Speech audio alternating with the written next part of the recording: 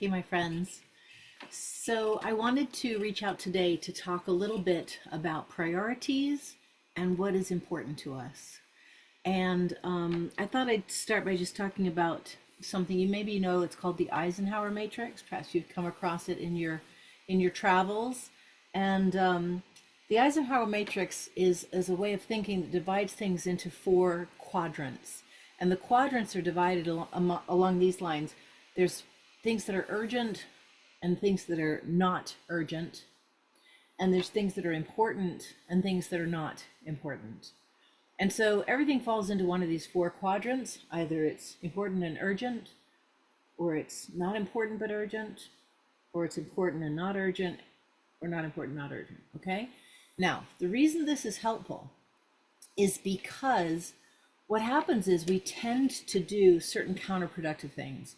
And the first of these is, we will tend to get things done that are in the urgent, important quadrant because they're calling to us, calling to us, calling to us, right? We'll tend to get them done. And then we will also tend to get things done that are in the urgent but not important quadrant for the same reason. They're calling to us. There's a deadline. Someone wants it. There's some accountability in it. But it is not, in fact, important.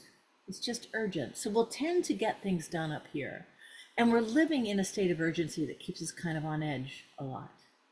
Now, there's the third quadrant that we just generally don't get to, unfortunately, which is things that are important but not urgent.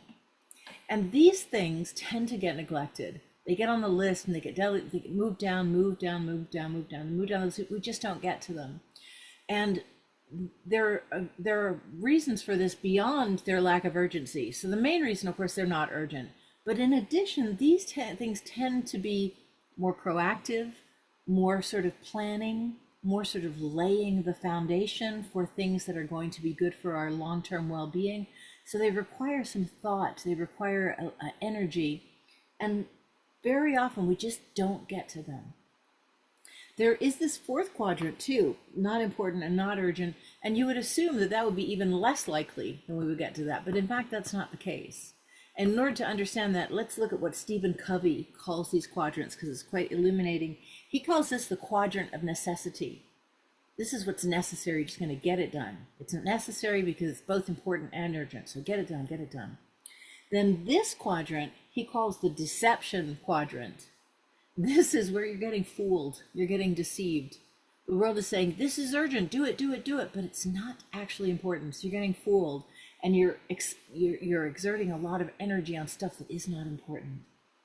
But then this quadrant, where it's not important and not urgent, he calls the escape quadrant. This is where we escape to. And this is a lot of things like scrolling on social media or on websites, or reorganizing your desk, or maybe one of my favorites, reorganizing your to-do list or redoing your calendar pages or stuff. So the reason we do spend this is because this is a relief. We're going urgent, urgent, urgent, urgent, urgent, urgent, urgent, back and forth from important to not important, but it's all urgent. And then, oh God, just give me a break. And so here's the relief thing. And then once that's done, the urgency is calling us and back we go. And we don't have any energy left to do these more important, proactive, requiring thought, maybe requiring creativity, maybe even requiring courage. We don't get to these things. And as a result, our lives really suffer because this is a very important quadrant.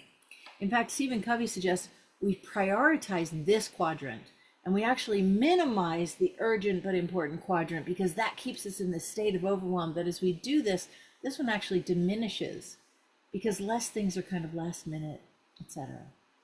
So the reason I thought I'd bring this up today is because I've just launched a program where I'm going to be working with a few people to do what I like to call laser coaching for 6 months. And it's a very specific form of coaching in which we focus on this quadrant and we really ask questions about it. What is important and how can we get there?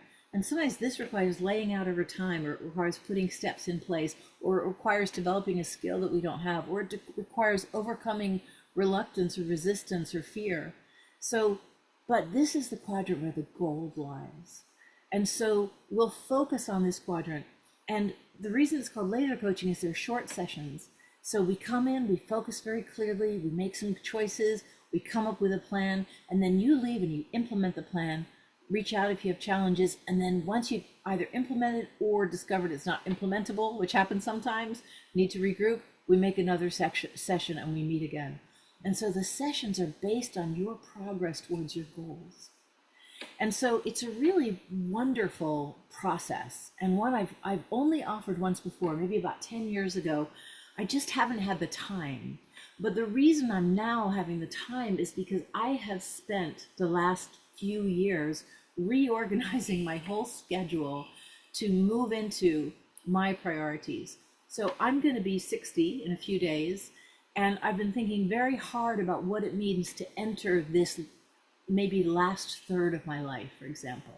This realization that this is the moment that if I'm going to do it, I better do it.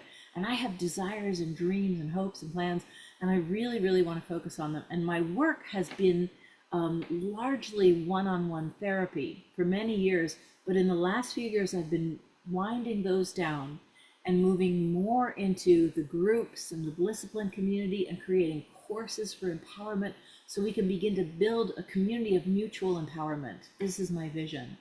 And so this is the first time I've had the space to offer this program, because obviously it's a fairly time-consuming program.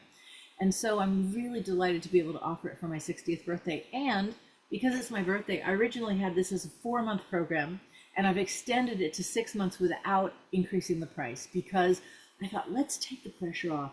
Let's really allow the unfolding of something that is important to us. And so if you're interested in knowing more, there's a link and you can read about how the process works and stuff like that. And then if you're even vaguely interested, just click on the link and fill out the questionnaire, because you can ask me questions in there. We can get to know one another a little bit. And if you think you might be interested but not sure, by filling out the questionnaire, you'll reserve your space in the queue so that you'll be able to join me if you'd like to. All right, so thank you for all the work we have done together over the last few years in the Blisscipline group, in the Continuum group, in the Blisscipline community, in building your bliss. And we're going to keep continuing to do it. And this is just one more extension of that work.